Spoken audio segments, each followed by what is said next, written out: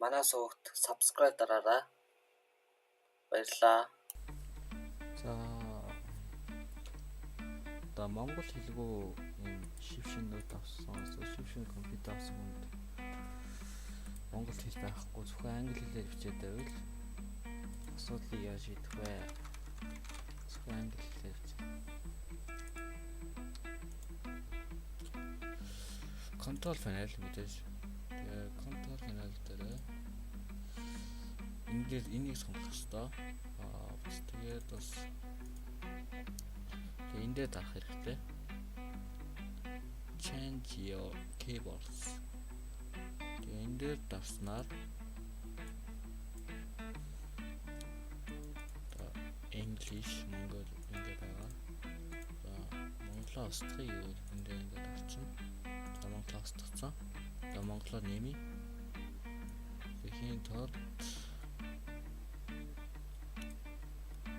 энэ дээр дарах харж байгаа. Энийг чагтлана. Докко дараад дарлаа. Тэгээд харж байгаа ч ингээ гараад ирсэн байгаа. Англи монгол.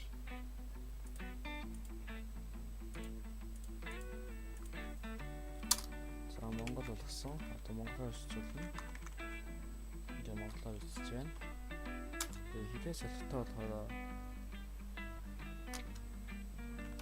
Alt тийм shift дардаг. Энэ хоёр товчид авснаа хилээ солих боломжтой. Тэгээд өөр асуух зүйл байвал асуугаарай. Одоо яриулъя. За Дараагийн бичлэгээс уйлаад лайк, share, comment, subscribe дараарай. Баярлалаа.